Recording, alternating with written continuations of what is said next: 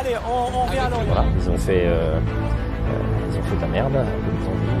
Vous attendez de moi de dire qu'on joue la montée, et ben, je suis pas venu aujourd'hui. Madame, mademoiselle, monsieur, heureux de se retrouver dans l'encre du moustoir. D'Archeville. Et but d'Archeville. Oh, attention à cette remise. Le but exceptionnel de Benamala. Oh, Lorient qui marque face au Paris Saint-Germain. Le but de Lorient de Kevin Bonifacius. Pour le football club de Lorient. Avec deux Lorientais absolument seuls. Attention à Brielle. Et l'égalisation face à Mamadou Sakho. Abriel qui va servir Kevin Gamero peut-être pour le but du chaos. Gamero et Lorient mène 3-2. Il y a peut-être 3 points à prendre. Si ça arrive jusqu'à Majid Waris.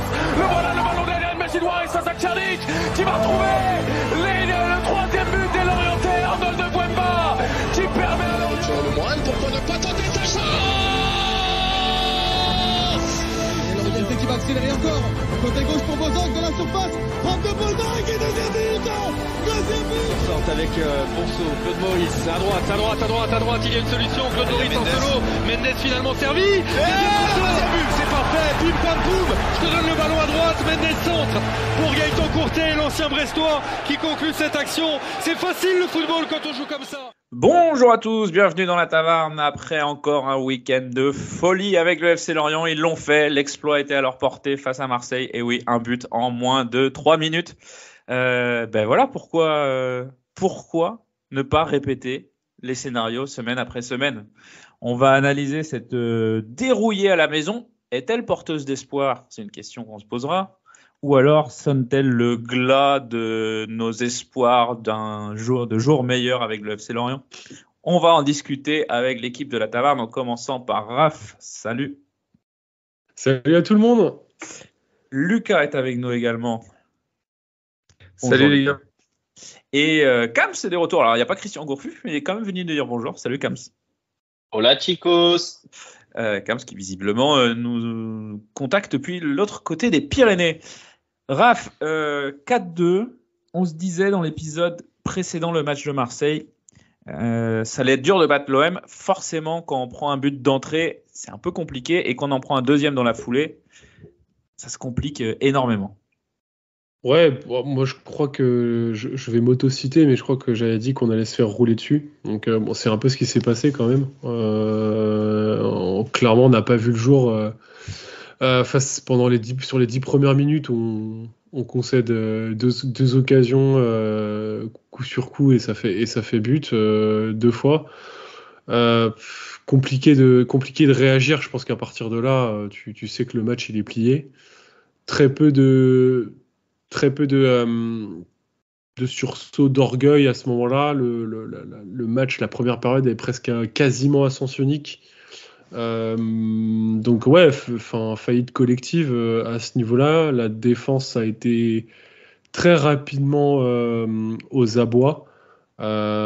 Possession grandement marseillaise. Après on a eu quand même quelques petites tentatives, mais ouais, on avait une grosse fébrilité sur tous les aspects de la défense en fait. Les coups de pied arrêtés, le jeu aérien, la profondeur, le marquage. J'ai vraiment la sensation que toute attaque marseillaise pouvait être très, très compliquée à gérer. Et j'ai trouvé aussi Marseille hyper capable aussi de nous mettre en danger, parfois avec des attaques à 5 ou 6 Marseillais pour venir saturer notre ligne défensive. Et ça a fait assez mal. Donc ouais, complètement d'accord avec ce terme de faillite collective, parce que aujourd'hui, sur ce match-là, est-ce qu'on peut faire ressortir certaines individualités positives? Bon, il y aura peut-être des personnes qui ne sont pas passées au travers de leur match, mais d'un point de vue défensif, la ligne de 4 derrière, personne a le cul tout propre hein, quand même. Donc du coup, après voilà, avec plus ou moins de réussite quand même, mais ouais, faillite collective, parce que cette première mi-temps, je pense que c'est une des pires qu'on ait pu avoir au Moustoir, probablement, je pense. C'est pas la première fois qu'il y a eu 4-1 à la mi-temps au Moustoir, sauf que la dernière fois, on était revenu à 4-4. Gilles Soudou qui avait égalisé. C'était contre Ajaccio, ça remonte. Hein. Ouais, et puis même au-delà de ça, enfin, je trouve que dans le contenu et dans la ténacité, on a quand même, je dirais pas qu'on a lâché, mais enfin, il y Bah avait non, là, ah oui, en non, première moi je mi-temps, pense tu veux qu'il y a dire. ouais, moi je pense surtout là, il y avait un vrai sujet de niveau, de préparation, peut-être aussi de niveau physique, je sais pas, mais en tout cas, on n'était pas c'était pas la même catégorie, quoi. On boxait pas dans la même catégorie. Cam, ces 10 premières minutes cauchemardesques, et on pourrait même dire les 20 premières minutes cauchemardesques. Comment tu l'expliques? Les joueurs savent ils sont dans une très grande difficulté en championnat. Match de gala au stade, dimanche soir, prime, tout ce que tu veux. Et ça explose d'entrée, quoi. Comment on explique ça? Bah, sincèrement, ça va avec le contexte général et c'est dans la continuité des matchs qu'on voit depuis quelques semaines. Alors, effectivement, ça a atteint un certain summum sur cette première mi-temps. Parce que moi, je m'arrêterai pas aux 20 premières minutes. Le fait que tu marques avant la mi-temps, pour moi, c'est inespéré tant t'es inoffensif et inexistant. Et moi, j'étais pour moi plus près de finir à 4-5-0, même à la mi-temps, que 4-1. Ouais, il y a une grosse occasion de Bamba Dieng quand même. Ouais, mais pour une grosse occasion, t'en as concédé 10 en fait. Ah oui, bien sûr. Si Oui. eux mettent toutes leurs occasions dans ces cas-là, t'arrêtes le match à la mi-temps. Et pour te dire, Kams, du coup, t'as 17 tirs marseillais sur la première période, 8 cadrés. C'est clair que le score aurait pu être plus lourd, quoi. 17 sur une mi-temps, c'est énorme. C'est invraisemblable. Mais après, autant il y avait 2-0 en 10 minutes et parfois, alors comme a dit Raph, et là tu sentais que c'était pas tenable et que tu pouvais pas espérer autre chose et tu sentais que c'était presque fini au bout de 10 minutes. Autant il y a des fois, il y a des matchs, tu peux te dire ouais, c'est bon, ça va le faire. T'as pris 2 occasions, mais tu sens quelque chose. Autant là, tu sentais rien. Sur la volonté de défendre collectivement, alors tu le sens pas. Sur la volonté d'attaquer, j'en parle même pas parce j'ai le sentiment qu'il y a aucun repère entre les mecs et il y a trop de ballons donnés bêtement, des ballons mis en profondeur quand c'est demandé dans les pieds, des ballons mis dans les pieds quand c'est demandé profondeur. Enfin, c'est invraisemblable. Et il y a défensivement, il y a des exemples criants. Enfin, t'as pris 4 fois le même ballon entre Kalulu entre Kalulu et Laporte. Il a fait 4 fois le même appel, 4 fois il a été servi. Et ça a fait but 1-2 fois. Je me rappelle même plus, au moins une fois. Mais une deuxième où il y a eu une grosse action. En tout cas, c'est invraisemblable. Les mecs soit communiquent pas, soit ont pas envie, quoi. D'ailleurs, les changements à la mi-temps, on s'avance un tout petit peu là, mais changement à la mi-temps, que Le Goff, Laporte sortent, pourquoi pas. Kaloulou qui reste sur le terrain, moi dans ce cas, j'ai pas trop compris le projet. Lucas, je reviens sur quelque chose qu'a dit Kams. Il disait qu'on n'a rien senti, on sentait pas une révolte, etc. Quand il y a 3-1, but de Mendy, Benjamin Mendy, 3-1, tu te dis pas, tiens, ça va peut-être pouvoir le faire. T'as pas cet espoir qui naît? Non. C'est le deuxième, le but de Mendy, c'est le deuxième. Oui, pardon. Excusez-moi. Oui, c'était bien le but de Fèvre. Ouais, pardon. Dans le stade, ça a explosé. Tout le monde était hyper euphorique pendant 2 minutes. Et au moindre duel marseillais perdu, on a l'impression que le stade était complètement retourné. Mais derrière ça, non. Après ce qu'on a vu, on peut pas se dire que c'est un accident et que dans la tête, on va repartir et renverser le match. Parce que depuis le début de saison, on n'a pas de certitude. Et on n'a pas, en fait, cette pensée que par le jeu, on va s'en sortir et que par nos ressorties de balles, par nos schémas de jeu construits qui se répètent, on pourrait s'en sortir. Ça, on l'a pas vu. Donc, non, je n'avais pas forcément cet espoir-là. Je m'attendais à une réaction, en tout cas, à une réaction positive. On prend ce but juste derrière. Et là, 1 minute après, littéralement. Et là, c'est totalement inespéré. En fait, je trouve qu'on ne s'est pas aussi forcément adapté au système marseillais. Donc, il était à 3 derrière. Et je trouve que Mbemba nous a fait très mal. On sait que c'est un joueur qui, techniquement, peut-être quand il a de l'espace, malgré que c'est un défenseur, il c'est lui qui contrôle le jeu marseillais et en fait il était tout souvent laissé pour libre. Alors j'ai envie de souligner le bon match de Dieng. Après au pressing, mais il n'était pas tout seul, il n'était pas forcément, il n'y avait pas forcément assez d'intensité.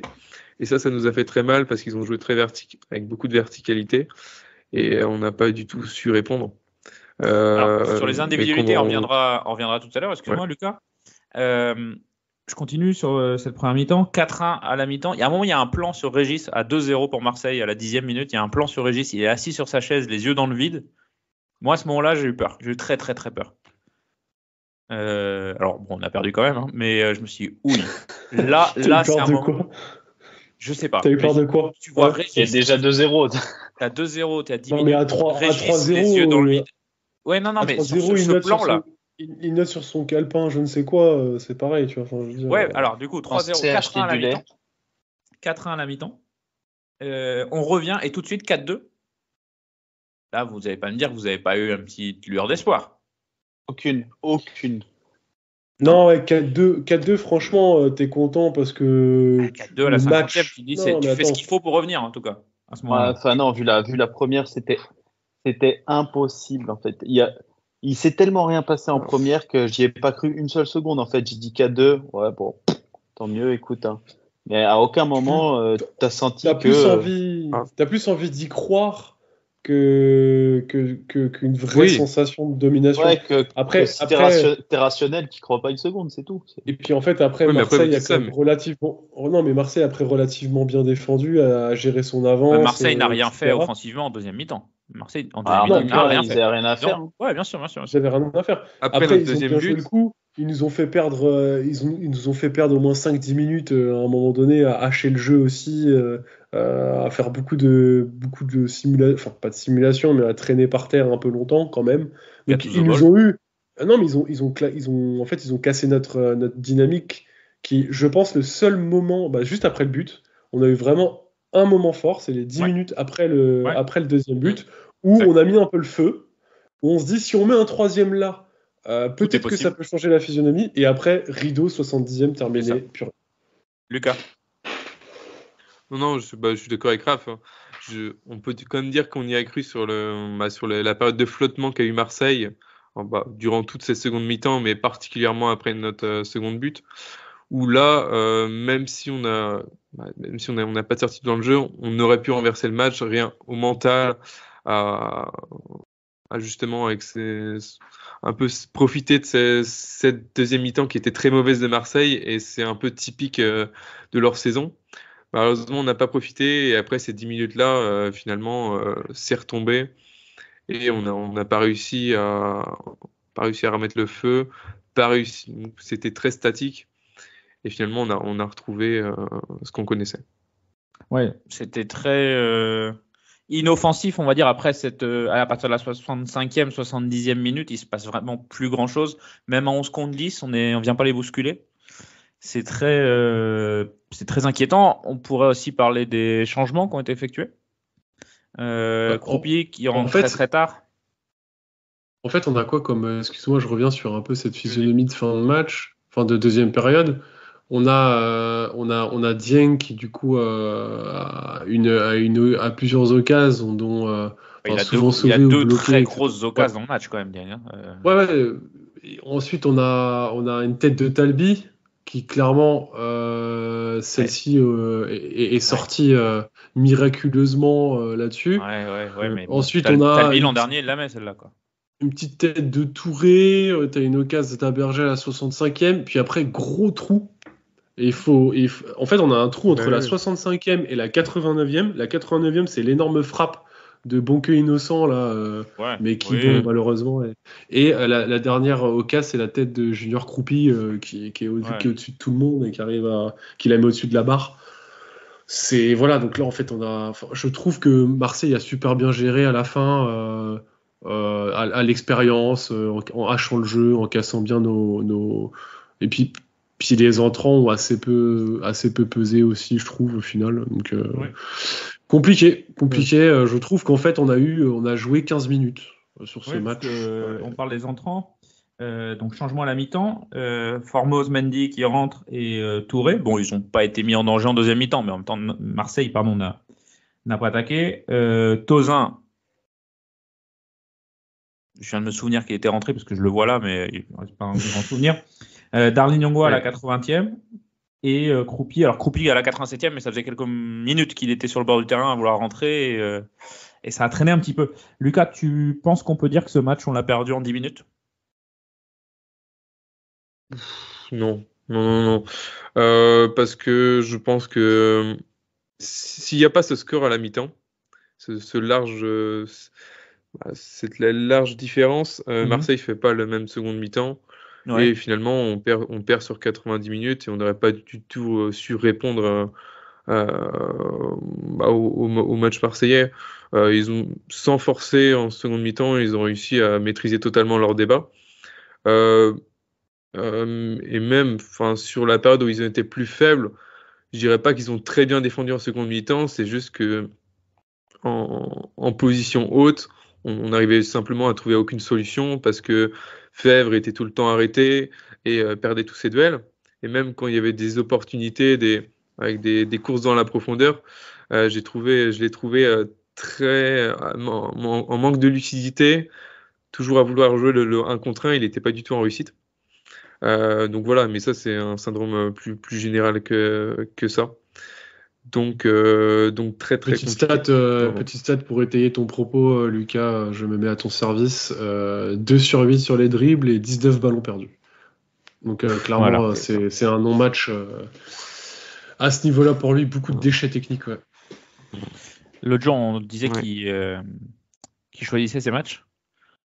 Peut-être que juste il est peut-être cramé un petit peu cette fin de première partie de saison, peut-être. Tiens, allez, puisque Lucas a lancé le sujet, on va parler de quelques individualités. Alors, on va commencer par parler de ceux qui ont raté leur match et on est obligé de commencer par la défense centrale et en particulier de Julien Laporte, Raph, qui rate à peu près tout en première mi-temps. Ouais, pas du tout en réussite. Ça faisait franchement, c'était dur. Enfin, tu te mets à sa place, sortir à la mi-temps. Il y a un bon nombre de buts pour lui quand même, que ce soit sur de l'agressivité au niveau aérien, enfin sur les duels aériens, sur le fait de pas sauter avec Kalulu sur plusieurs occasions. En fait, d'être un peu dépassé. Hein. Je sais pas si c'est physique, si c'est tactique, si c'est comme le disait Cam, c'est peut-être aussi de la communication. Pour autant, Kalulu, il connaît le gars, Talbi, il connaît le gars, devant, il y a Abergel, il connaît. Donc c'est bizarre, je sais pas. Moi, Laporte, j'ai du mal à savoir s'il est revenu à 100% aussi de sa blessure. C'est quand même une grosse blessure qu'il a eue la saison dernière. Ouais, ça fait longtemps. Oui, mais bon, tu sais aussi que tu peux, en termes de sensations, etc. Et puis de remise à niveau aussi physique. On sait que la pointe de vitesse, c'est pas forcément sa force, et clairement, il a été pris à ce petit jeu sur plusieurs balles en profondeur, et Kalulu n'a pas forcément réussi à lui sauver la mise sur de la couverture non plus. Et c'est vrai que d'un point de vue défensif, côté aérien, on a souvent eu tendance à dire qu'on avait quand même 2 joueurs de tête assez OK là-dessus, Talbi et Laporte. Alors il a failli se rassurer peut-être avec une grosse occasion de la tête aussi en première période, mais qui n'a pas fini cadré pour lui. Mais ouais, c'est très très dur. C'est un match très compliqué pour lui, si ce n'est peut-être le plus compliqué sous les couleurs lorientaises.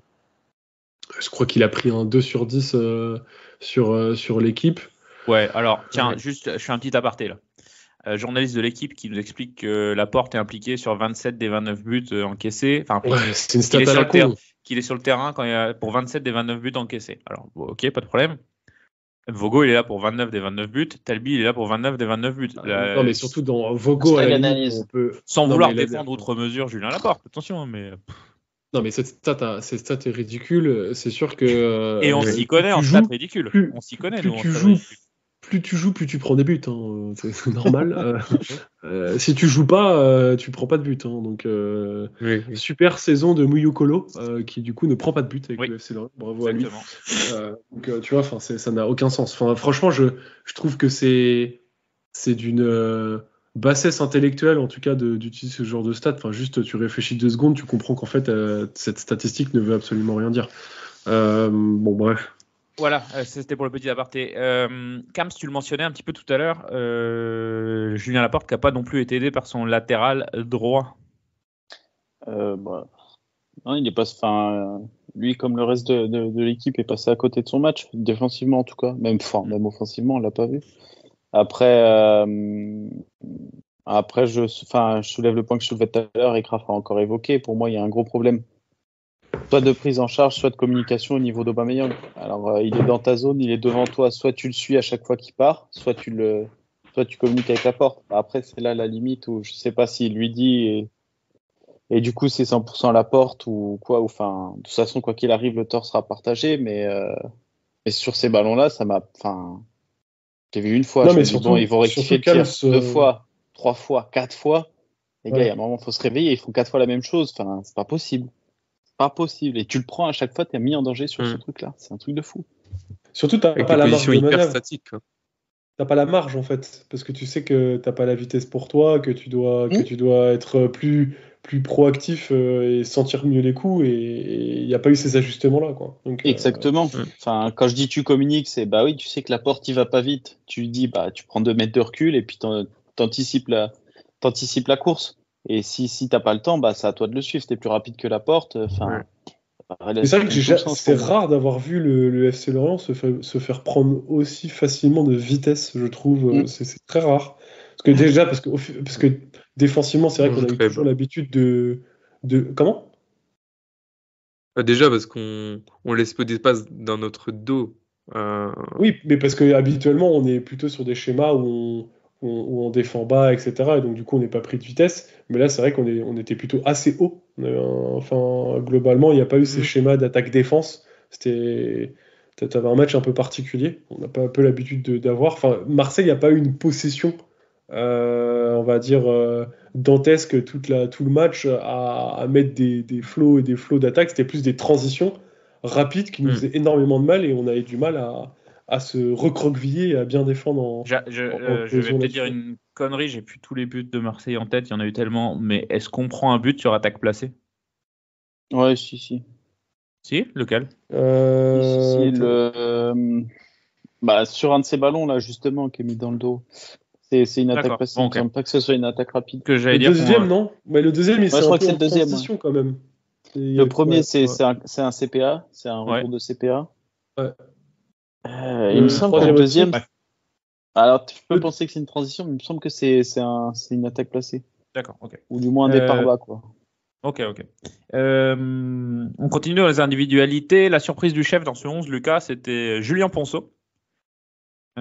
Chargé de un peu organiser le jeu, on va dire ça comme ça. Qu'est-ce que tu as pensé de sa prestation ?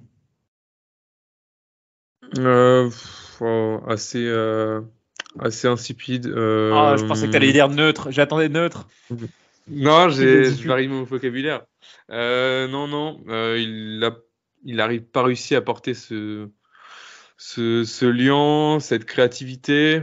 Il est sur le premier but lorientais où il fait un très bon centre-retrait pour Fèvre après une belle percée dans la surface. Mais en dehors de ça, il a pas eu l'impact physique nécessaire déjà rien que pour aller gêner le milieu marseillais et l'arrière-garde dans la construction du jeu et pour empêcher justement en fait ces percussions qui étaient très facilitées par notre passivité dans notre position, avec des positions très statiques, parce qu'on parle des positions statiques des défenseurs sur ces centres, sur les ballons en profondeur, mais le milieu de terrain, c'était y est pour quelque chose aussi, même si je ne mettrais pas Bergel et Bonquet dans le même panier. Donc voilà, je pense match raté. Il a réussi son début de saison avec quelques bons matchs à ce poste-là, mais depuis, c'est assez compliqué. On ne trouve pas de continuité dans ce 11 et je pense que ça n'aide pas non plus à s'épanouir. Alors, tu as mentionné Bonqueux, c'était la deuxième grosse surprise du chef, Bonqueux qui ressort du frigo. Il y avait encore des stalactites sur ses dreads à ce moment-là. Et Raph, tu vas me dire ce que t'en penses. Moi, je trouve que Bonke Innocent, il fait pas un mauvais match. Alors, toute chose égale par ailleurs et proportionnellement au niveau de l'équipe, hein, attention. Mais c'est pas qu'il fait un mauvais match. Non, mais proportionnellement aussi à son temps de jeu depuis le début de saison. Hein. Enfin, clairement, c'est quelqu'un qui a pas de rythme en soi. Il a touché pas mal de ballons, assez actif, plutôt. Après, c'est pas un joueur qui prend énormément de risques. 2 passes clés quand même, donc il était un cran un peu plus haut qu'à Bergel. Bergel est resté plus bas au global sur le terrain. Moi, je l'ai pas trouvé brouillon. Franchement, il a pas fait de dinguerie, plutôt bon dans les duels, etc. Très peu de ballons perdus. Donc en fait, au-delà d'être sobre, je l'ai trouvé assez utile. Après, globalement, il n'y a pas eu d'étincelle venant de Bonke. Après, voilà, je trouve que il a une belle frappe à son actif. Elle était quand même assez sympa, la frappe à la 89e, à mettre quand même à son crédit. Il fallait la sortir. Mais je dirais match correct pour aussi peu de temps de jeu, 90 minutes. Habile à la passe sans être trop transcendant, mais quand même 2 passes clés. Donc c'est rare d'avoir un joueur comme Bonke Innocent qui est capable de distiller 2 passes qui mènent à des frappes. Et je le réitère, mais très très très très peu de ballons perdus, puisque c'est le joueur qu'on a perdu le moins. Mais après, est-ce que ça ne veut pas forcément dire aussi que c'est un joueur qui ne prend pas de risques ? Voilà, donc il faut aussi analyser la stat là-dessus. Donc, mais après, son match est forcément conditionné après les 10 premières minutes, forcément. Oui, mais bon, pourquoi ne pas prendre plus de risques quand tu es mené 2-0, tu vois, enfin, ça peut, c'est compliqué. Oui, d'ailleurs, ils en ont pris, ils ont été menés 4-1 dans la foulée. Et oui. Si je vous écoute bien, si j'ai bien prêté attention à ce que vous avez dit depuis le début, vous soulignez tous un manque d'automatisme, un manque de communication, un manque de repères peut-être. Ça pourrait s'expliquer par un fait qui va paraître tout con. Hein. 15e journée, c'était le 15e 11 différent, aligné par Régis, on a déjà eu l'occasion de vous en parler.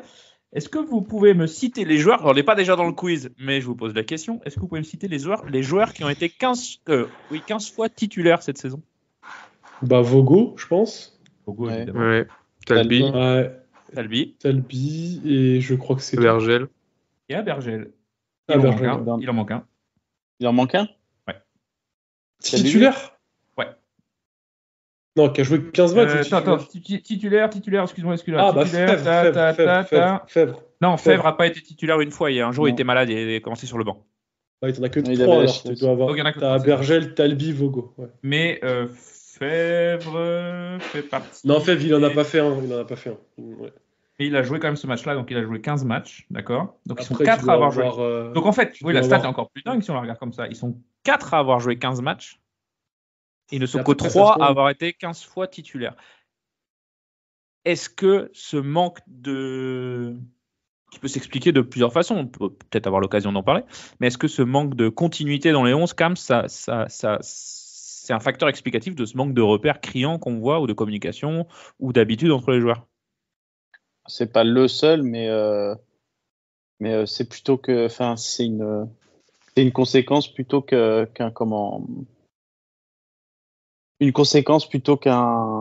facteur qui va expliquer, à mon avis, parce que t'arrives pas à trouver la bonne formule, parce que voilà, les mecs qui sont alignés sont sûrement pas faits pour jouer ensemble dans ce contexte-là, en tout cas. Après, je pense pas que ce soit fait sciemment de vouloir changer la compo à chaque fois parce que ça lui fait plaisir, parce que enfin voilà, c'est le but pour lui, c'est quand même de gagner le maximum de matchs et de mettre les meilleurs joueurs dans les meilleures conditions et les meilleurs, enfin les joueurs qui vont te faire gagner par un collectif, par des automatismes, etc. Et je pense que si on en est à ce point-là, c'est qu'il n'y arrive pas, il trouve pas la formule, il a l'air perdu, le chef. Et je sais plus ce que je voulais dire après. Putain, bref, 29 joueurs utilisés par Régis Lebris cette saison. sur un effectif pro de 30 joueurs. Donc, Il y a seulement il y a Gomis, le gardien Gomis qui n'a pas été utilisé, et Youfeyan, Muyokolo, et deux gardiens et Muyokolo. Et Boigard, mais qui est blessé de très longue date. Ouais. Mais qui de toute façon était déjà plus dans les plans de Régis l'an dernier. Lucas, est-ce que tu penses que Régis est en danger au FC Lorient là ? Clairement, s'il n'y a pas un résultat positif à Strasbourg, je pense que très clairement oui. Je pense pas que Ferry ait annoncé de deadline ou de date particulière, mais je pense qu'il passera pas l'hiver s'il n'y a pas de résultat positif. Donc certes, il n'a pas forcément été aidé par les blessures quand on parlait de ces changements de 11, mais le message que tu donnes à un groupe, si chaque match tu changes de 11, alors certes tu essayes de concerner tout le monde, mais là c'est pas vraiment le cas, c'est plus que tu sais pas trop quoi faire et que tu trouves pas la bonne formule. Et si au bout d'une demi-saison t'as pas encore trouvé la formule, foncièrement les joueurs doutent aussi et tu fais douter tout un club. Donc après certes les joueurs sont pas au niveau et il doit s'adapter, mais je pense qu'il a quand même une part de responsabilité là-dedans, parce que il a préparé une saison en misant tout sur un dispositif qui n'a pas du tout marché. On va pas se répéter là-dessus, mais derrière du coup ça pose de grandes difficultés parce qu'on voit bien qu'il nous manque des joueurs clés à des postes sur lesquels dans ce dispositif c'est essentiel pour performer en Ligue 1. Raph, tu penses que tout simplement, le FC Lorient est en train de vivre quelque chose qu'il ne connaît pas, c'est-à-dire une crise? En fait, je pense que on a déjà eu rappelez-vous la phase aller de Pélissier où, je sais plus, on est dernier, si je dis pas de bêtises. On est dernier, on a enchaîné 8 ou 9 défaites. On a 11 points ou un truc comme ça, 11 ou 12 points, c'est cataclysmique. Mais t'as pas ce sentiment de crise. Mais d'où ça vient en fait? Ça vient tout simplement du fait que cette crise-là, elle est générée par plusieurs aspects. Un été complètement mal géré d'un point de vue comme interne-externe, des velléités éventuelles de départ de Régis Lebris, une communication dans la nuit d'un Loïc Ferry, le communiqué à 4h du matin. Ensuite, je pense des différentes communications à droite et à gauche, comme l'a dit Lucas, un projet de jeu sur un système qui a tenu 10 journées, même pas, et qui a été transformé, des recrues qui du coup ne donnent pas satisfaction, une communication qui tourne en rond aussi côté Régis Lebris, parce qu'à un moment donné, parler de progression et de projet de jeu, de culture, d'ADN, etc., alors qu'en fait tu te prends des gros 3-0 dans la tronche, ça va un temps, des failles aussi dans le vestiaire, une communication plus crispée. En fait, c'est Lorient a créé sa propre crise. Aujourd'hui, tu n'as plus de DG dans la structure. Tu as 2 personnes, du coup, tu as un DS et un entraîneur général, du coup, qui sont seuls à bord aujourd'hui. Du coup, tu as aussi fait un peu exprès d'en arriver là, en donnant aussi beaucoup de plans, quasiment les pleins pouvoirs aussi à une personne. Donc tu portes ce risque-là aussi. Moi, je trouve que t'as un Régis Lebris qui aujourd'hui finalement se retrouve dans une position négative parce que esselé. T'as plus de DG pour faire fusible. T'as plus de DG pour te protéger, pour t'aider au quotidien, pour du coup fédérer le groupe pro, pour mettre pour diriger cette entité qui est le Football Club de Lorient en fait. Donc il faut aussi se dire que tout ne se joue pas que sur le plan sportif et sur les 90 minutes chaque week-end. Il y a plein de choses qui se passent chaque jour, de l'entraînement jusqu'à l'intendance, en passant par la direction sportive, le recrutement, le mercato, les décisions globales, etc. Aujourd'hui, quand on dit oui, on sort Arnaud Tanguy parce que en fait il n'y avait pas d'alignement et donc on préfère mettre un nouveau système, etc. Je suis désolé, aujourd'hui, n'importe quel dirigeant d'entreprise, tu vois, ça fait 6 mois que c'est mis en place. C'est quoi le point positif en fait? Il est pas bon. Donc en fait, et là je reprendrai ce que dit Lucas, les échéances à venir, il y en a 2. Strasbourg, Brest. Pour moi, le bilan il est clair.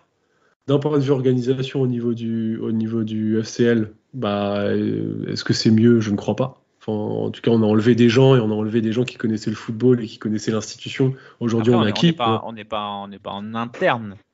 On n'est pas en interne, mais en fait, je vois aussi. Oui. Mais tu vois quand même qu'il y a beaucoup de On a gens un qui directeur connaissaient le sportif club. qui est invisible. Et t'as surtout il travaille super bien en l'instant. Non, mais attends, t'as sorti énormément de gens aussi qui avaient la culture club et qui étaient là depuis très longtemps.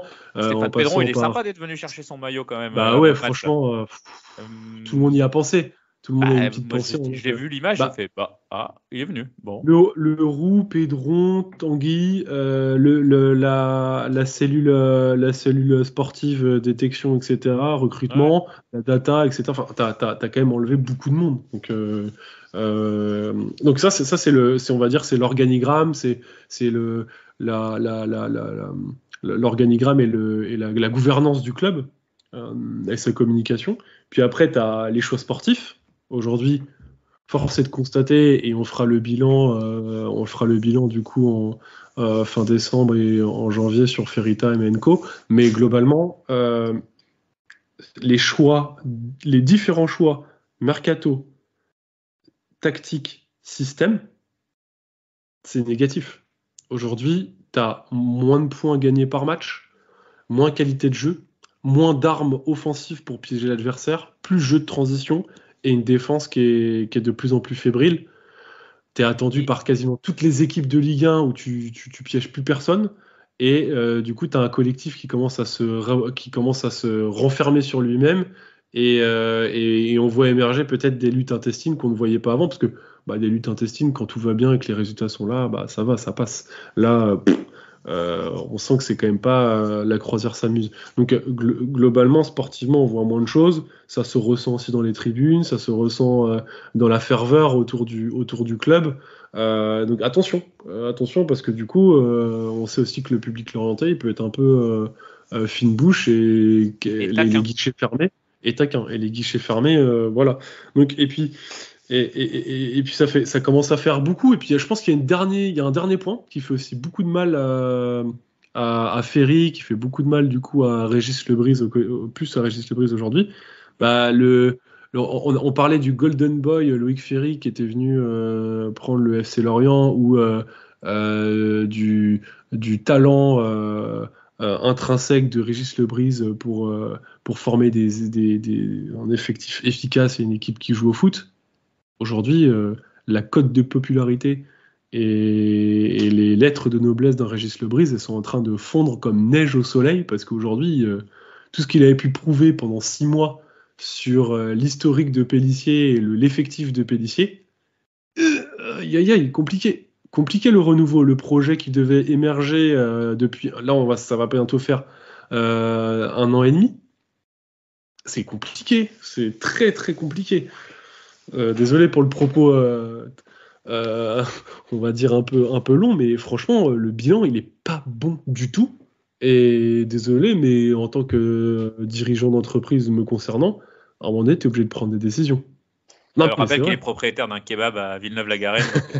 Ce que je veux dire, c'est que pour toute organisation, petite ou grande ou moyenne, à un moment donné, tu vois quelque chose qui ne fonctionne pas, il faut prendre des décisions. Et comme l'a dit Lucas, je suis désolé, 2 échéances, Strasbourg, Brest. Il gagne face à Brest, je pense que tu lui fais passer un peu l'éponge, il regagne peut-être un petit peu de temps. Mais tu as 2 déconvenus sur les 2 prochains matchs. Je dis pas que c'est le bon choix de sortir un Régis Lebris, mais je dis qu'à un moment donné, tu es quand même obligé d'aller chercher un électrochoc.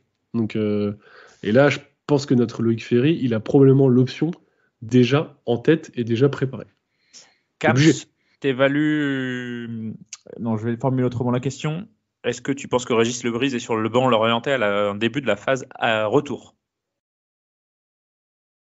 Je vais surprendre beaucoup de monde, mais je pense que c'est la meilleure chose qui soit.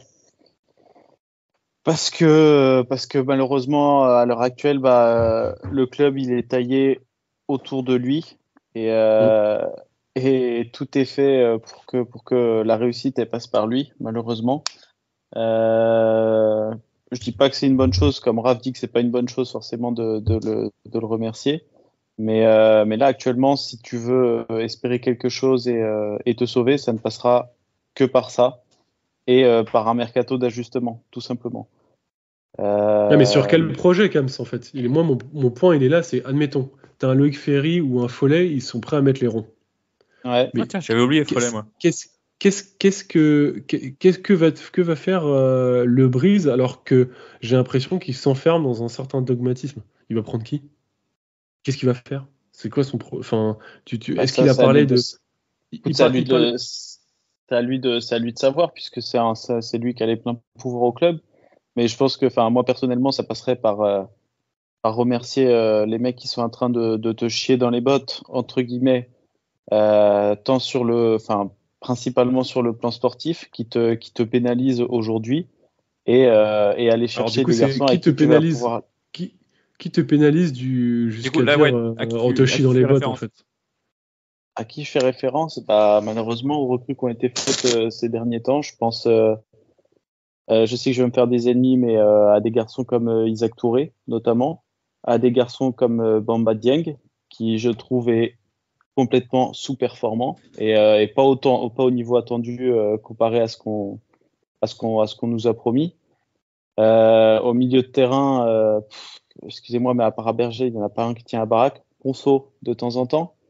Pour moi, l'idée, c'est de repartir avec un vrai groupe que tu as emmené et qui a fait ta force, en fait, l'année dernière, qui t'a permis d'aller gagner des matchs, d'aller chercher des points, d'être très compétitif sur son arrivée, mais parce que tu sentais un vrai collectif, une vraie envie de jouer ensemble, une vraie équipe, Alors, en fait, que tu Kams, ressens plus aujourd'hui, en fait.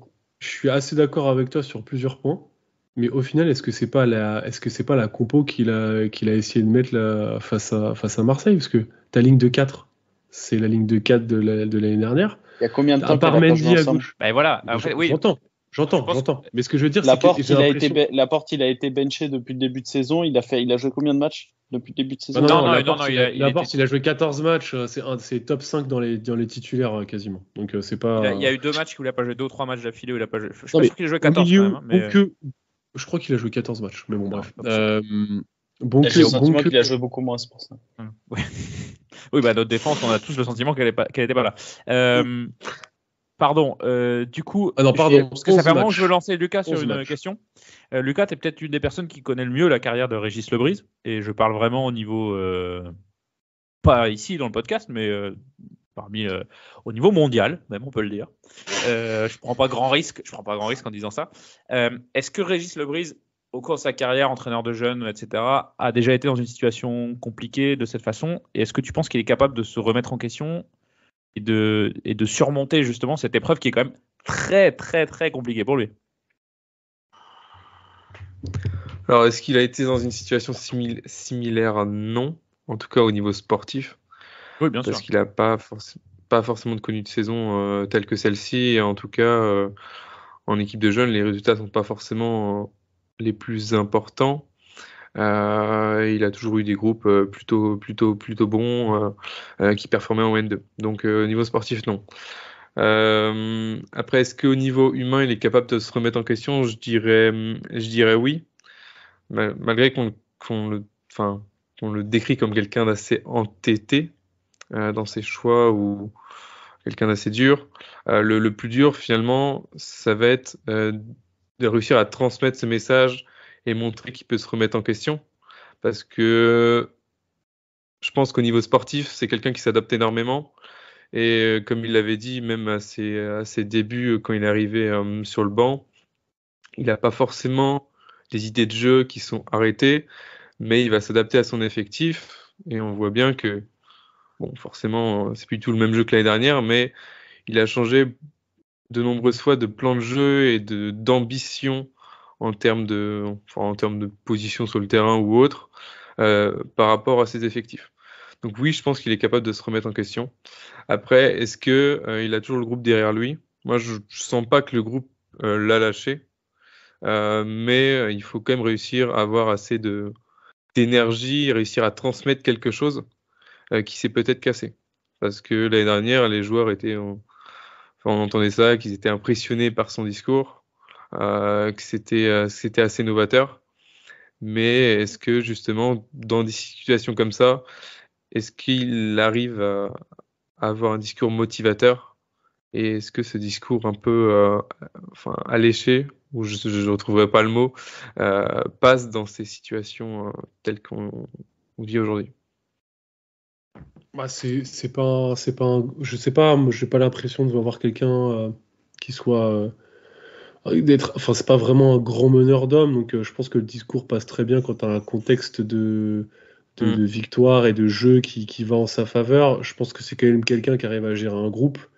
Après, à transcender, j'ai quelques petites difficultés à y croire. Et puis après, il faut aussi se dire que le contexte de vestiaire a pas mal évolué. Tu as quand même des Bakayoko ou Mendy, Régis Lebrise, ça pèse pas lourd dans la balance par rapport aux différents techniciens. Ok, du coup, bonne idée de les avoir fait venir. Je sais pas. Ça aussi en compte. Ouais, non, bien sûr. Mais après, on se disait aussi Bakayoko, qu'est-ce qu'il a fait de sa carrière, c'est quoi, Bakayoko? Il y a un moment, il faut aussi te mettre. Enfin, ça se trouve, ça se passe très bien dans le groupe, tu vois, mais Bakayoko, il peut prendre le brise de haut s'il veut. Les entraîneurs d'avant, ils le faisaient pas jouer. On suppute là-dessus. C'est pas des. Après, on s'était aussi dit que Bakayoko avait déjà été aussi coaché par le brise à Rennes, que ça pouvait jouer aussi. Bon, voilà, tu peux prendre l'argument dans les deux sens. Moi, je pense surtout qu'aujourd'hui, c'est un coach qui est esselé, qui du coup a très peu d'appui aujourd'hui, que ce soit dans l'organigramme ou avec ses joueurs, en tout cas de moins en moins. Tu le sens de plus. Le body language, il commence à être déplorable parce que tu sens qu'en fait, il appuie aucune branche sur laquelle se rattraper. Donc les interviews. Je vous invite à regarder le replay du match. 2-0, regardez à 2-0, il y a un plan sur Régis Lebris, j'en ai déjà parlé en début d'épisode, il est terrible. Body language, il est terrible.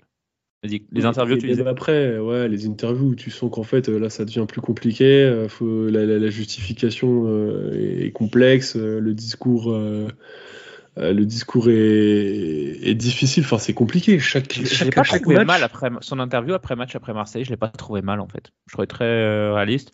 Il va même jusqu'à dire on fait une meilleure deuxième mi-temps, mais bon Marseille en même temps ils étaient en train de contrôler donc c'était pas compliqué. Enfin tu vois c'était pas compliqué de faire mieux on va dire. Non mais bien sûr, mais moi je trouve que sur ces constats de match il est rarement à faire une mauvaise analyse. Mais par contre après derrière c'est plus sur c'est quoi après en fait c'est pourquoi c'est un entraîneur qui est très bon après. Voilà, c'est à part dire on construit un truc, etc. Enfin, j'ai l'impression qu'il se piège dans ce discours-là parce que il paraît plus entêté qu'il n'est probablement. Si tu vois, Tu parles de l'isolement au sein du club. Je vous invite alors puisqu'on est dans les replays, les interviews, Luc Ferry était en interview avant le match chez nos amis, pas du tout nos amis, chez Prime Video. Et il dit une phrase qui un petit peu passée inaperçue. Il dit on a beaucoup recruté sur l'année civile 2023 et on voit que ce ne sont pas forcément les gros recrutements qui font qu'une équipe marche bien ou moins bien. Est-ce que c'est pas un petit tacle à Régis, qui était quand même responsable du recrutement sur l'année civile 2023, et petit 2, les gros recrutements dont parlait Kams tout à l'heure? Attends, moi il y a des noms que Kams n'a pas cités.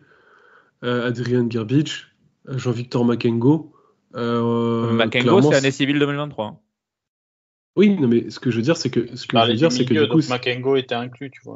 Gerbic, c'est pas du. Gerbic, il est arrivé. Non, mais ce que je veux dire, c'est que des joueurs qui aujourd'hui ne rendent pas ce qu'ils sont censés rendre en performance, etc., et qui du coup, entre guillemets, chient dans les bottes de chez je ne sais qui. Je trouve que du coup, ce listing peut être agrémenté de certains joueurs quand tu prends juste leur performance intrinsèque. Il est gentil le copain Ferry, hein, mais de faire le deal avec Marseille le dernier jour et de te priver du défenseur qui était pour moi derrière Talbi ton meilleur défenseur sur la saison sur toute la ligue. Et là, Poto, ferme-la un peu, c'est tout. Enfin, mais Maïté à ce moment, Maïté fait le forcing pour partir. Ah, peut-être, mais le décisionnaire final, c'est qui? Oui, bien sûr, c'est lui. Je suis désolé, si tu sais que sportivement, tu vas t'affaiblir et que tu vas perdre autant au change, tu le fais pas, c'est tout. Enfin, c'est aussi simple que ça. Meïté qui est d'ailleurs rentré C'est vrai que- contre nous. C'est désespérant. Et on en parlait dans le dernier épisode et on avait donc raison. Il y a bien une option d'achat pour Bamo Meïté. Lucas? Non, mais c'est vrai qu'on a un peu passé ça inaperçu, mais c'est que ça s'est passé vraiment en fin de mercato et au final, enfin, t'as tous les arguments pour retenir un joueur en fin de mercato, surtout après une saison qui est plutôt Exactement. correcte. Il se serait vite remis dans sa saison. Je pense pas que c'est quelque.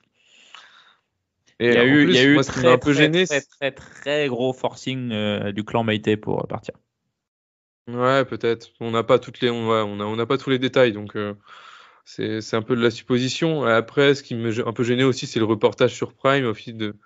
Du coup, tu mets ce deal-là en avant. De ouf. Et aujourd'hui, quand on voit ces images qui nous faisaient rire, parce que voilà, on se disait, bon, Isaac Touré, peut-être que ça mettra quelques temps, mais il y a un potentiel. Au final, quand on voit la saison qu'on fait par la suite et l'impact Oui, mais que ça a eu, parce que est-ce que Marseille est gagnant dans ce deal aussi? Je suis pas sûr. Hein. Meïté, il joue pas. Hein. Et je joue pas. ah ouais, mais Marseille. Mais ils ont récupéré un meilleur joueur. Ouais, voilà, ça c'est sûr. Ouais, donc Régis en danger, c'était un petit peu le débat qu'on voulait avoir ce soir. Allez, on va se lancer dans un petit jeu de pronostic. Indépendamment des résultats, je sais que c'est compliqué parce que forcément, si on gagne les 2 dernières journées, ça peut changer. Mais est-ce que vous pensez que Régis est sur le banc à la reprise? Cam, si tu as répondu oui. Lucas? Oui. Raph? Ouais, il sera sur le banc, mais parce qu'il a un contrat Il y a jusqu'en ça aussi. 2027. Il y a ça Et aussi, les que gars. Kams a tout à fait raison, et on l'avait dit cet été. Désolé, je vais encore me jeter des. Je l'avais dit. On l'avait dit, Le on est une risque- équipe ici. Et voilà. Non, mais on l'avait dit. Tu fais On l'avait tu dit. fais ton Ouais, mais bon, parfois c'est. ton bien. Romain faible sur ce match. Non. Ouais. Non, je croque. Je fais le croqueur. Non, en vrai, on s'était dit que le risque aussi, c'était le fait de concentrer les pouvoirs, c'était aussi un risque par rapport à l'institution, parce que si ça se passe mal, bah en fait, tu remplaces toute une orga par une autre avec les effets néfastes que ça peut avoir de continuité, Mais tu revenais aux repos. sources de ce qui avait fonctionné à l'FC Lorient, un entraîneur tout puissant qui Oui. prend les décisions sur Tout à le fait. recrutement, qui vit en autarcie presque. Et qui n'avait pas montré une intime, comment dire, conviction de vouloir s'inscrire au FC Lorient de longues années non plus, Exactement. tu vois, avec Oui. c'est ça aussi. Tu vois, enfin, Gourcuff, tu savais que Non, mais attends, Le Brise, il faut pas refaire l'histoire. Le Brise, il est prolongé avant le show de vouloir Ouais. partir. Hein. oui, Voilà. oui, bien sûr. Quand il prolonge le Brise, il n'y a aucun doute qu'il sera toujours là l'année prochaine. Sauf qu'il prolonge et 3 semaines plus tard. Non, mais en fait, Nice, il fait plus joli là-bas. La météo est belle, donc je C'est vais y même aller. pas Non. ça. À aucun moment il dit ça. Il dit qu'il y a des dysfonctionnements majeurs Oui, en plus, c'est dans ça. Oui, l'organe t'as raison, du t'as raison. club qui du coup l'amène à prendre cette décision de peut-être envisager un Ouais. départ. C'est Ouais. ça le vrai sujet. Ouais. C'est C'est encore la pire. com, elle est là. Hein. Et que du coup, il n'y a pas de visibilité sur le projet parce que côté mercato, on ne sait pas si on va être capable de garder les joueurs. Il avait dit, il avait dit que Fèvre, c'était limite, si Fèvre reste pas, je ne reste pas. Quels vont être, tu vois, enfin, c'était la réalité. Faut pas réécrire l'histoire. Hein, c'était Enzo ça. le fait, il parlait d'Enzo le fait. ouais. Ouais. Je pense vraiment que si on prend 0 point là sur le Marseille-Strasbourg-Brest, je pense pas qu'il sera là à la reprise. Parce que, alors oui, il y a Brest, du coup. oui, mais je comptais le trio des 3 dernières journées en fait. Mais oui, Strasbourg-Brest, ça revient au même, effectivement. Oui, il y a des indemnités à payer, mais une descente en Ligue 2 pour le club, ça ferait beaucoup plus mal économiquement. Ouais, bien sûr. Et je pense que Loïc, comme tu l'as dit tout à l'heure, le nom, il y a quelque part quelqu'un qui est dans les starting blocks pour venir prendre le poste. Ou en tout cas, il y a une shortlist. Il y a une shortlist qui est définie. Alors, qui est dans cette shortlist? En fait, j'arrive même pas à avoir un entraîneur français dispo. Mais par contre, t'as intérêt à reconstruire. Antonetti. Par contre, ouais, non. par contre, en fait, un tu Boiser, dois pas là, juste- ça qu'il faut. tu dois pas juste faire venir un entraîneur. Ah ben oui, non, mais Il faut faire revenir toute une structure club, en fait. C'est un t'as- DS, un DG, un entraîneur, tous les assistants, Ouais. tout. Ouais, C'est-à-dire Ouais, qu'en fait, mais ton coach, là, il sur ton les staff, six- ça c'est pas un problème. Mais oui, là, par sur contre, les il 6 faut, derniers mois, tu vas chercher un pompier, c'est tout ce que tu vas chercher en fait. bah, bien sûr. Mais je pense sincèrement que s'il y a 0 point là, c'est finito. Parce que trop d'enjeux. D'ailleurs, justement, on parle de la suite. La suite, c'est donc Strasbourg à la maison le week-end prochain. Match crucial s'il en est. D'ailleurs, je voulais juste dire un mot sur le match de Toulouse. Quand on voit que Toulouse s'est fait soulever par Lyon, c'était vraiment pas rassurant d'avoir fait un tel match chez eux, même si on prend un point. Donc Strasbourg à la maison. J'allais vous demander quel 11 vous mettez, mais de toute façon, c'est impossible de prédire les 11. Ils changent à tous les matchs. On verra pas le même 11 que contre Marseille. On peut être sûr de ça, Lucas. Oui, je pense qu'il y a des joueurs qu'on verra pas de sitôt, malheureusement. Je pense à Laporte, Le Goff. Bon, je pense que les deux, hein, malheureusement. Je pense que Le Goff n'était pas le pire, mais ouais, je pense que là, en plus, vu la concurrence à ce poste-là, il est pas prêt de revenir. En plus, je vois pas vraiment la raison de la sortie de Le Goff à la mi-temps. Autant que tu me changes Kaloulou Laporte, ok. Mais pour ça, il faut avoir des latéraux droits. Et là, je pense à Pierrot. Il est où notre Dembo Silla qu'on voit jamais? Mais ça se trouve, il est pas bon. Bref, ouais. Je vous demande quel 11. La Raph, tu me mets quoi comme 11 titulaire face à Strasbourg? Je sais pas là, Joker. Non, en fait, comme l'a dit c'est impossible à prévoir. Et tout a été fait. On a 29 joueurs qui ont été utilisés. Quels sont tes locks? Quels sont tes locks aujourd'hui? Tu vois, t'aimes bien cette question. Aujourd'hui, alors j'en avais joueurs indéboulonnables. Moi, je vais te dire, j'en avais 3 depuis le début de saison. Vogo, Talbi, Abergel. Là, aujourd'hui, j'en ai 2. Vogo, Abergel. Non. Talbi, je suis désolé. Ah, Talbi, c'est dur. Hein. Talbi, c'est pas le Talbi de l'an dernier, quoi. Et du coup, on met qui en charnière? Bien sûr. Mais déjà, moi, je comprends pas le Talbi de l'an dernier, mais ça reste ton défenseur le plus fiable, c'est ça le pire. Bien sûr. Alors attention, stat l'équipe impliquée sur 29 buts. Sur le terrain pendant sur 29. C'est vrai. À 100%. Terrible. Oh la vache. Blague à part. C'est vrai qu'il est plus en même temps, il a joué toutes les minutes. Mais voilà, c'est ça. Moi, je pense que dans tes joueurs fiables, tu peux compter Fèvre pour moi. Oui, c'est vrai que j'oublie tout le temps Fèvre. Oui, mais est-ce que je suis pas son premier fan, hein, loin de là. Ça me fait ni chaud ni froid qu'il joue pas, mais factuellement, ça reste ton plus gros créateur d'occasion, ton meilleur buteur. Enfin, c'est tout. 5 buts, une passe D, et du coup, c'est le seul joueur à avoir 15 matchs joués avec Talbi et Vogo et Abergel, donc il fait partie du top 4. Après le match de Marseille, président Ferry est descendu dans le vestiaire. Apparemment pour un discours viril et concis. Alors on ne sait pas s'il a sorti le paperboard encore. Vous vous rappelez de cette image? C'était il avait un paperboard, je ne sais plus ce qu'il y avait marqué dessus. Solidarité, combat. Plus d'envie, ambition, plus de combativité. Plus d'envie, on dirait un truc sectaire un peu. Enfin, bref. Et donc on ne sait pas s'il l'a refait. Est-ce que vous croyez à la révolte? En plus, c'est 2 nouveaux moustoirs. Donc vraiment, il y aura une grosse pression du public, forcément. Parce que je ne vais pas dire que c'est chaudron à Lorient, mais forcément, les gens vont venir avec un petit truc dubitatif en disant dernier match de la phase aller au moustoir. Vous pensez à une grosse révolte? Kams, tu as l'air de dire non depuis. Pas du tout, parce que sur les attitudes, il y a trop de joueurs qui s'en battent les couilles en fait. Sincèrement, j'ai l'impression que ça tient à cœur à personne, à part Abergel. Quand tu le regardes, il a l'air d'être comme un dingue, mais il a l'air tout seul au milieu du marasme. Vogo, pareil, mais même d'autres, tu regardes les mecs qui ont l'air dépités, ça baisse les bras, ça baisse la tête. À la mi-temps de Marseille, quand j'ai vu Mendy et Issa Touré aller tchatcher les mecs de Marseille, ça relève de l'anecdotique, tout ce que tu veux. Il y a 4-1 à la mi-temps. Rentre au vestiaire. Tu veux te parler avec les mecs, à la limite, fais-le dans le couloir où il n'y a pas une caméra et machin. Mais non, ça m'a saoulé. Ça se fait pas tout court. Tu peux dire c'est anecdotique, ça n'a rien d'anecdotique. Les mecs s'en battent les steaks, c'est aussi simple que ça. Ouais, mais t'as 0-0, tu fais il va dire bonjour aux copains et tout, on prête pas plus attention à ça. Ah oui, mais c'est ça, bien sûr. Et là, il y a 4-1, t'as 4-1 dans la gueule, t'as été 0 depuis le début du match. Eux, ils étaient sur le banc, mais non, Mendy était sur le terrain. T'as été 0 depuis le début du match. Tu recrutes des joueurs. Isaac Touré ne voulait pas venir. Il a fallu le convaincre pour venir. Il est débarqué comme ça parce qu'il jouait pas à Marseille et qu'il n'avait pas d'opportunité de jouer cette saison. Donc il vient pas pour le projet de jeu, mais il vient. Il vient. Benjamin Mendy vient pour se relancer dans un club. Pas pour le projet de jeu encore une fois, mais parce que c'est un club sain. C'est un club. Parce que c'est le seul club Tout le monde a qui propose l'impression. un truc.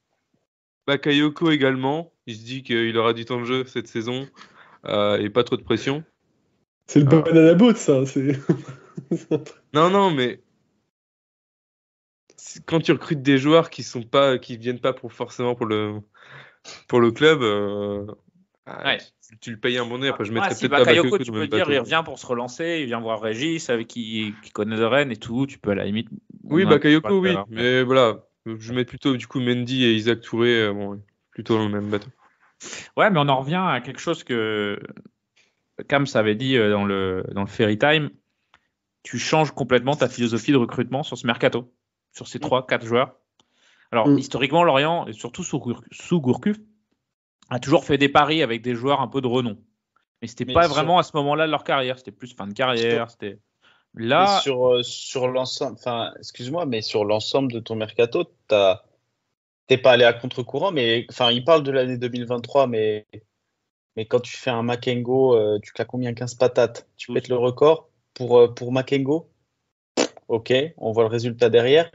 Ensuite, tu vas faire Benjamin Mendy, qui pour moi, en termes d'image, mais c'est ce qu'il y a de plus déplorable à faire. Ok, soit. Tu fais le coup à nouveau Isaac Touré qui m'a, en changeant contre Bamo Meïté, qui m'a un peu fait rappeler le cas, qui m'a fait rappeler le cas Mario Lemina sous certains aspects, tu vois. En fait, tu es en train de renier tout ce qui a fait ta force, un groupe fort, une équipe forte, tout ce qui t'a amené jusque-là, qui t'a amené à faire une grosse première partie de saison, tout ça pour ouais, on est obligé de passer par là, c'est comme ça le foot moderne, si on veut évoluer, ça passera que par ça. Alors que ce club, il n'est pas fait comme ça en fait. Il n'est pas fait pour réussir de cette manière-là, l'environnement, il n'est pas fait comme ça. Et ben du coup, le résultat, il est là. Tu vas être dans les 2 à la fin de saison et ça sera amplement mérité. Parce que tu t'es renié depuis le départ, c'est tout. Je suis d'accord avec toi sur cette partie vouloir faire autrement et pas avec les bonnes recettes, t'as raison. En même temps, quand tu vires tous tes scouts, c'est plus compliqué d'aller chercher les recrues. Alors, moi je pense que le 11 de Strasbourg, on verra le 11 qui a commencé la deuxième mi-temps face à Marseille. Ouais. Et au moins, il y aura une sorte de continuité. Donc si ça pouvait être ça, pourquoi pas. Un petit prono pour ce match face à Strasbourg. Strasbourg qui a gagné ce week-end ou fait match nul. Fait match nul 1 ce week-end. Allez, un petit prono. Allez, Lucas, 2-1 pour Lorient. Pardon. Tu veux tenter des buteurs ou pas? Ouais, allez, on va dire allez, un match référence pour Bamba Dieng. Ouais, si cadre, ça sera pas mal. Raph?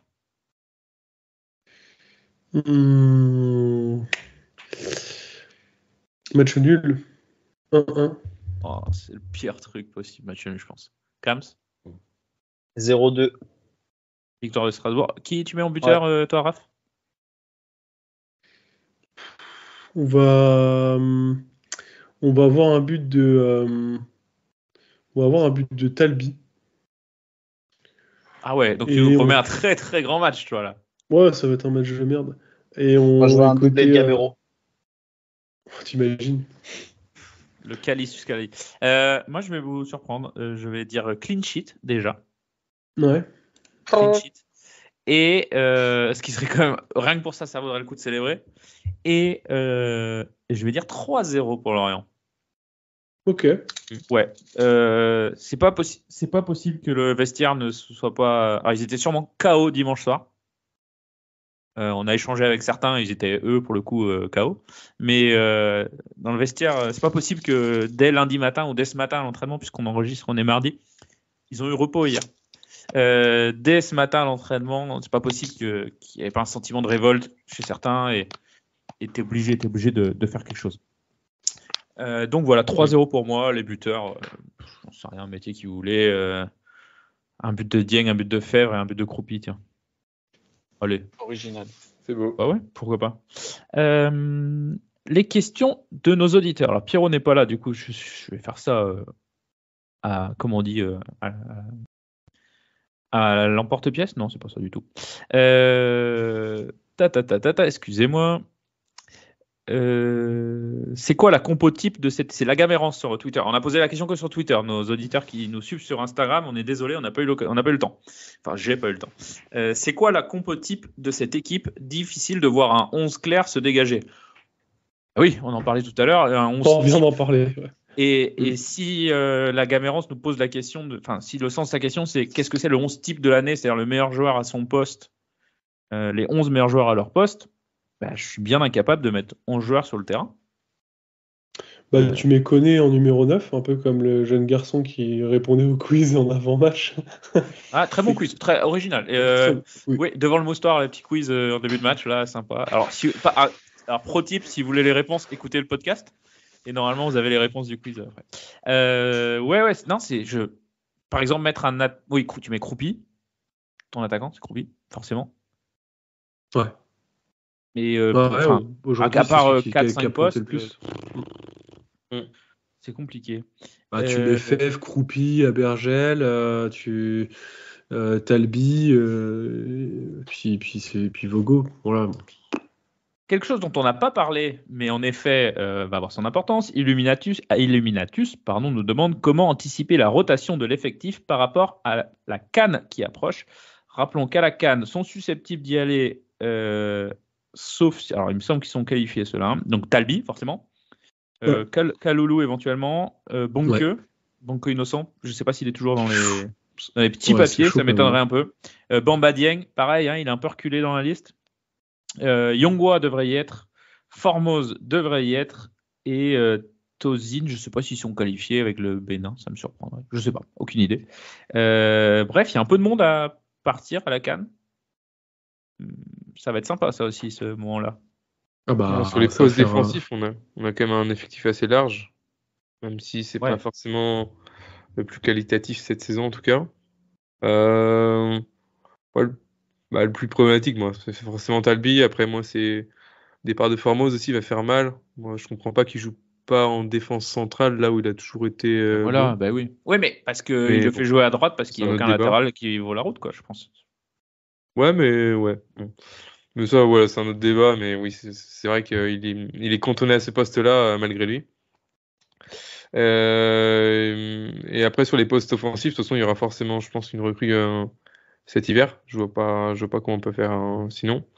Mais voilà, je pense que l'effectif est très très large. Mais aujourd'hui, il faut aussi dégraisser, quoi. Là, il y a Et oui, parce que obligé. J'allais vous dire, seront-ils encore là, tous ceux-là, au moment de la CAN? T'es obligé de dégraisser, ouais. Une question de... Ah, il est passé où, lui? Itachi4256. Quelle stratégie pour la Coupe de France? Lorient ira donc à Sochaux. Quelle stratégie pour la Coupe de France? On fait jouer les jeunes ou on joue le coup à fond? Je pense que t'as que ça à te raccrocher. T'as que ça à te raccrocher, ça peut être un élément moteur qui peut te tirer vers le haut. Donc, tu joues le coup à fond? Ah bah t'es obligé. Ouais. Ça peut remotiver un groupe, ça peut. Exactement. Ça peut relancer une dynamique. Puis les enfoncer si tu perds contre Sochaux. Ouais, franchement, est-ce que c'est pas le moins mauvais tirage possible? Capable. Et t'es capable de perdre. T'es 100% capable, hein, attention. Imagine, tu joues une R1 j'allais dire en Europe de l'Est, n'importe quoi, au fin fond de la France. Tu te fais sortir par une équipe un peu comme ça, le typique match de coupe piégeux et tout. Ça s'est déjà passé plusieurs fois à Lorient en plus. Hein. Oui, pas que à Lorient. Ouais, donc ça peut faire très très mal au casque. Sochaux, équipe de Ligue 2, pas non plus dans une forme olympique. National, pardon, excusez-moi. C'est pas dans une forme olympique. C'est pas le plus mauvais tirage, je pense. Même s'il faut aller se déplacer à Sochaux en plein hiver. Attention, c'est pas une équipe dégueulasse. Hein. C'est loin d'être dégueulasse, Sochaux. Toi qui connais un peu mieux ce championnat, tu penses que c'est jouable pour l'FC Lorient? C'est gros risque? Pour moi, c'est un match de merde, un match piège. Ouais. Et typiquement, tu peux arriver là-bas à des conditions de merde, ça va cailler, machin, ceci, cela. Offensivement, ils ont une sacrée armada. Alors, à l'échelle du national, mais Sur un match comme ça, tu peux très bien t'attendre à des folies, surtout si tu prends le match un peu de haut. Très sincèrement, ça peut sentir l'embrouille très vite. Les autres questions, il y avait pas mal de questions, mine de rien. On a posé la question il n'y a pas très très longtemps sur les réseaux sociaux, sur Twitter. Et bon, c'est des choses évidemment sur est-ce que le Breeze sera toujours là, etc. Donc on a un petit peu répondu en cours d'épisode. Et Kirtox1 nous demande cette défaite est-elle, comme notre place au classement, anecdotique? Oui, rappelons que Loïc Ferry en interview avant le match disait que notre place au classement était anecdotique. Ce qui est fou. Plus les journées passent, moins c'est anecdotique, Loïc. Non, mais la séquence quand même, c'est que du coup tu dis ça en avant-match, c'est anecdotique, et tu descends dans les vestiaires à la fin du match pour mettre une soufflante à tout le monde. Ouf. Excusez-moi, mais il y a un problème de pertinence, enfin de cohérence du coup là-dessus. De cohérence dans le discours. Voilà pour les questions que nous ont posées nos auditeurs. Messieurs, je vous propose de passer au quiz. Alors, je vous ai préparé un petit truc assez sympa. Donc, vous répondez chacun votre tour. Et Kams, comme ça fait longtemps que tu n'es pas venu nous voir, tu as l'honneur de commencer. Je vous demande de me citer tous les joueurs ayant joué au FC Lorient dont le nom de famille commence par la lettre W. Waris. Majid Waris, c'est bon pour Kams. Lucas. C'est juste le nom de famille. Hein. Oui. Ouais. Attends, mais je suis tellement nul à ce truc-là. Wakaso. C'était pas le plus évident. Bien joué. Raph. Ça me fait penser au match au Puy avec Franklin Wadja. Qu'est-ce qu'il avait fait au Puy déjà? Il avait pas voulu jouer une touche vite et il avait fait une montée offensive. Il jouait défense centrale, je crois, sur ce match-là. Ouais. Il fait une montée, il se craque et on prend un but derrière. Ouais, exact. Cam, c'est à toi de relancer. Oh merde. Il y en a un extrêmement évident. Extrêmement évident, ouais. Oui. Ah, il joue stratégique, Raph. Il donne pas les évidents d'entrée. Ce qui est bizarre comme stratégie, d'ailleurs. Je suis con. Cette stratégie est très bizarre. Kams. Non, mais ça m'a fait. C'était Coupe de France, et pour ça, je vais rester sur la Coupe de France. Allez, je vous donne des petits indices pour vous aider, vu qu'on est au deuxième tour. Alors, il nous manque 3 joueurs, dont un défenseur qui a joué entre 2014 et 2007 la bagatelle de 12 matchs. C'est pas le plus connu. 2014 et 2017. Ouais, un Gabonais. Ça, c'est Lucas qui peut le trouver, j'ai trouvé. Un attaquant saison 94 jusqu'à 98, 44 matchs, 10 buts français. Et un attaquant, je vous donne pas la nationalité, je vous donne pas les années qu'il a joué, 127 matchs et 37 buts. Cam, si tu l'as pas maintenant, tu passes ton tour. Je suis mort. Lucas. Je l'ai. Ah, c'est le jeu typique pour Pierrot, ça. Je pense que les mecs qui nous écoutent dans la voiture ou l'impression de frapper sur le putain, mais ils sont nuls. Attends, je suis sur l'attaquant, mais sur le défenseur. Ouais, mais voilà, erreur de focus. Bref, pardon, Lucas, tu l'as pas, tu passes ton tour. Raph, un attaquant qui aurait joué 127 matchs et 37 buts. Johan Wissa, évidemment. J'ai même pas envie de parler tellement je suis. Moi, j'en ai un autre. Vas-y. C'est Wachter. Ouais, Johan Wachter, défenseur gabonais, 2014-2017, 12 matchs, 0 but. Et donc, c'est 3 points pour Raph. Et le dernier, c'était Cyril Vattier entre 94 et 98. Celui-là, il valait. C'est bien aussi. C'est bien aussi de se souvenir des anciens joueurs. Je pense à Walid Mesloub, mais c'est son prénom, Walid. Tiens, ça me fait penser, dans l'actualité, ils ont supprimé des points de deal à Lorient. Bref. Voilà. Alors, ensuite. Excusez-moi, c'est association de pensée. Je me demande, je crois qu'on l'a déjà fait ce quiz, j'ai un petit doute, mais quand je vois les réponses, je me dis que non.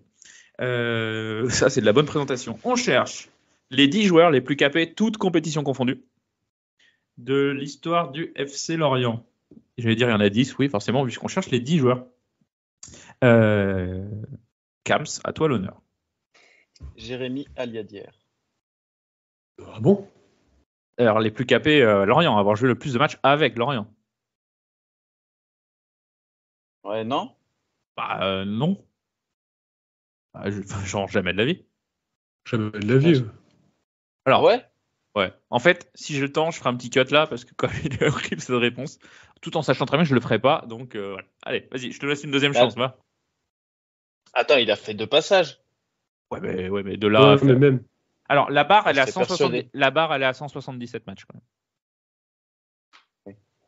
Ok, Vincent Si Le quelqu'un Goff. veut regarder le nombre de matchs de Jérémy Aliadière pour l'instant. Vincent Le Goff. Évidemment, Vincent Le Goff. De Deuxième pute. de ce classement avec 322 matchs. Et il est à 30 matchs de. Et vu comment c'est parti, c'est pas sûr qu'il y arrive, le pauvre. Il a 30 matchs de la première place. Enfin, 31. Fabien Audard, qui a donc, Lucas, là. Première place. Première place avec 352 matchs. Raph. On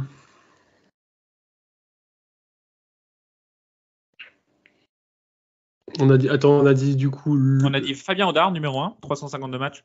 Vincent Le Goff, numéro 2, 322 matchs. Ouais. Arnaud Leland. Arnaud Leland, 4e avec 226 matchs. Kams, à toi. Stéphane Pédron. Stéphane Pédron, il est 11e. À un match de la 10e place. Lucas. Le pauvre vient de se faire virer. Non, je parle pour moi, je parle pas Ah pour oui, lui. d'accord, pardon. Lucas. Moi, je dirais Arnold Mbemba. Et ben non, il est dans le top 15. J'ai fait un screen des 10 premiers. Il est dans le top 15, mais il est pas dans les 10. Il y a quand même des noms très trouvables. Hein. Af.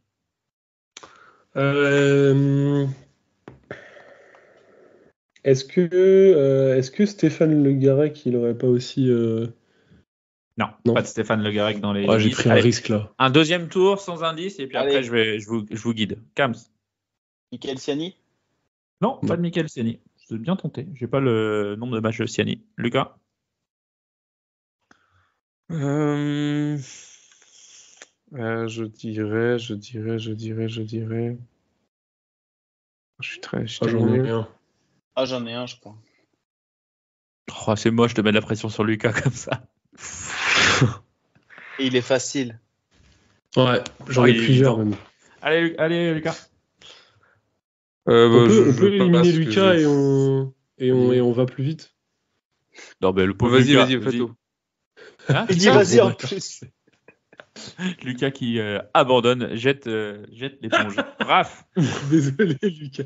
Il y a Jérémy Morel, je pense que ça passe. Jérémy Morel qui est 3e avec 271 matchs. On continue, Kams.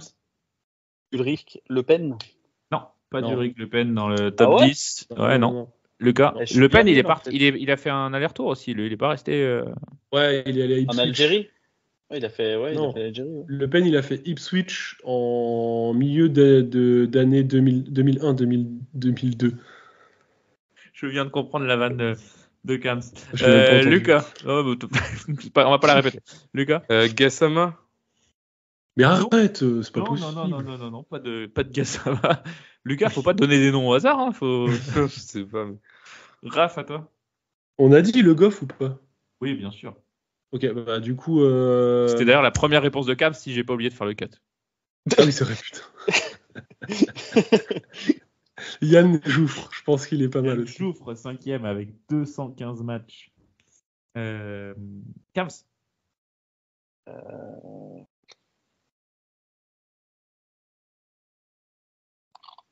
Vous me dites, hein, si... Alors, on a les 5 premiers. Alors, c'est bien, vous le faites dans l'ordre, c'est sympa.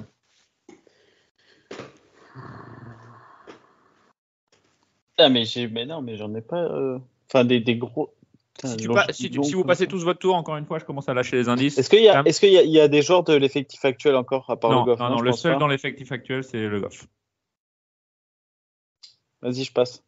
Lucas. Oui, moi je suis éliminé. Moi. Non, t'es pas éliminé, c'est moi qui décide. Hein, c'est pas Oui, grave. bah, je passe. Tu passes. Raph. Mais Lucas avait dit Arnold Wemba, c'est ça? Ouais. Tu l'écoutais, tu saurais. Ouais, c'est ça. Est-ce que Kevin Monet-Paquet, on n'aurait pas... Non. Alors, ensuite, on cherche un joueur qui a eu plusieurs rôles au club. On cherche un joueur franco-malgache qui n'est pas Jérémy Morel. Ok. On cherche quoi d'autre? Des joueurs légendaires des années 90-2000. Ouais, mais Darcheville a pas, Fendouno a pas. Non, pas légendaire. Voilà. Non. Allez, on va Pegolo. commencer par celui qui a eu plusieurs rôles au club. Il a donc été joueur avant d'occuper un autre poste relativement. Leroux? Non. Croupi, je sais pas combien de temps il a joué. Non. Allez, pensez un peu. Il vient de se faire lourder lui aussi il y a pas longtemps. Mais il l'a dit, Pedro, non? Quelqu'un a dit Pedro? Oui, mais c'est pas le seul à s'être fait lourder il y a pas longtemps. C'est vrai. Il avait les Druon et tout, là, ils ont pas fait, non? Loïc Druon, 10e avec 177 matchs, merci. Yes. Bon alors, un ancien joueur qui a occupé un autre poste au FC Lorient mis en avant et qui s'est fait lourder il n'y a pas longtemps, mais pas par Lorient, qui s'est fait lourder par une sélection. Ripoll. Sylvain Ripoll, exactement, qui a eu 208 matchs. Ensuite, un franco-malgache qui a joué 194 matchs. Non, même pas en fait. Gourcuff, il a fait combien de matchs? J'ai pas la liste, mais il n'est pas dans les... Il n'est pas dans le top 10. Un franco-malgache qui a joué, je vous ai dit combien, excusez-moi, j'ai un petit doute là, 194 matchs, milieu de terrain, qui est passé par Lorient et Vannes. Qu'est-ce qu'il a fait encore? Auray, La Montagne, entraîneur adjoint de la Libye. Ça, c'est comme entraîneur. Hein. What? Ouais. Qu'est-ce que je peux vous dire sur lui? Il a commencé à Cariado. Quoi d'autre? Il a marqué face au FC Lorient en Coupe de France avec le VOC à la 115e minute, l'année où Vannes va en 8e de finale de la compétition éliminé par Auxerre. Il s'est occupé des 18 nationaux en 2001 à Lorient. Je passe au travers total. Pierrick Lebert. Ouais. Quand même, les gars. Oh. Mais oui, mais ensuite, je sais pas. qui est-ce qu'on va chercher ici? Un entraîneur. Donc maintenant, il est entraîneur, évidemment. Donc français. Il a été milieu de terrain, évidemment. FC Lorient. 188 matchs, 20 buts, hein, mine de rien. Sa carrière, c'est Niort, Saint-Étienne, Nice, Lorient, Le Havre, Brest et Fontenay-le-Comte. Et Wolo? Non. Et il a entraîné Fontenay-le-Comte jusqu'en 2018. Attends, redis, Nice, Brest. Niort, Saint-Étienne, Nice, Lorient, Le Havre, Brest et Fontenay-le-Comte. Il a gagné la Coupe de France avec le FC Lorient.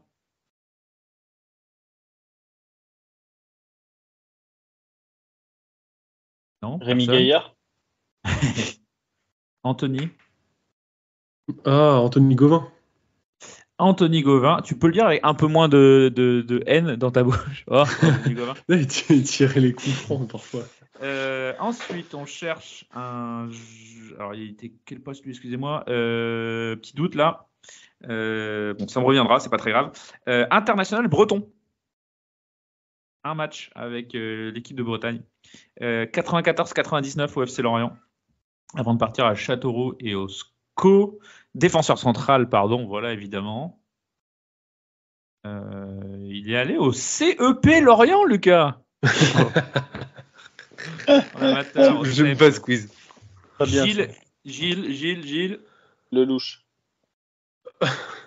Kéry-Huel. Les gars, il va falloir revoir votre historique. Et Loïc Druon, on l'avait cité tout à l'heure. Donc, le top 10 dans l'ordre, et on vous laissera là-dessus. Fabien Audard, 352 matchs. Vincent Le Goff, 322 matchs. Morel, 271. Leland, 226.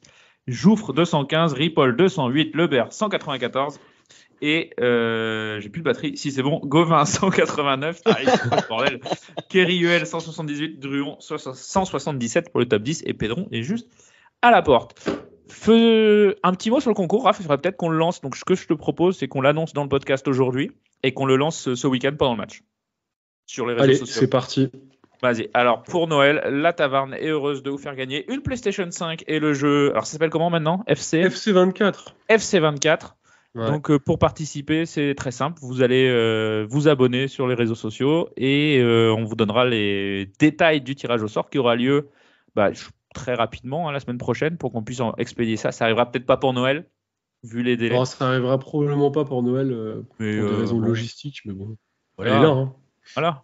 Et en partenariat avec personne, pour le coup. Là, c'est vraiment la Taverne qui régale. Faites-vous plaisir. En partenariat avec nous-mêmes. Donc, c'est ça. Du coup, c'est. Voilà. Et le trésorier. Beau cadeau, hein, franchement. PlayStation 5. De toute façon, depuis qu'on est devenu une association, ça y est, quoi. On croule sous l'or, c'est n'importe quoi. C'est ça, d'ailleurs. De toute façon, on en a acheté 5. Et, oui. Et comme Pierrot en avait déjà 2, du coup, on la remet en vente. Voilà, c'est pour ça que Lucas est déscolarisé maintenant. Donc, avec la PlayStation 5. Pour gagner la PlayStation 5 avec la Taverne et le jeu FC24, abonnez-vous surtout Instagram et Twitter. Ça se passera peut-être même principalement sur Instagram, vu que Lucas ne participe pas à la hausse des abonnés d'Instagram. On va peut-être faire augmenter les abonnés là-bas. Donc soyez attentifs. Vraiment, abonnez-vous sur les réseaux sociaux. Lucas participe sur Tinder. Kams, Lucas et Raph, je vous remercie énormément pour votre participation. C'est pas la meilleure saison du FC Lorient, mais au moins on s'amuse bien ici, c'est cool. Merci à tous. On l'avait dit, les soirées, les saisons où ça se passe bien, c'est chiant, c'est mieux quand il y a le feu. Clair. C'est clair, au moins on a de quoi discuter et on a de quoi débattre. Merci à tous de nous avoir suivis. Abonnez-vous sur les réseaux sociaux pour gagner la PlayStation et FC24, PlayStation 5 et FC24. Sur YouTube, abonnez-vous aussi, une petite cloche, des commentaires, on y répond avec grand plaisir. Merci à tous et on se revoit après Brest. Joyeuse fête de fin d'année à tous d'ailleurs, tiens. On va dire ça. Oui, on n'y pensait pas, puisqu'on se reverra nous alors après Brest, peut-être avant Noël, probablement après Noël, on verra. Si on vous voit pas d'ici là, joyeuse fête de fin d'année à tous. Ciao. Ciao. Ciao, joyeuse fête, sauf au Brestois bien sûr.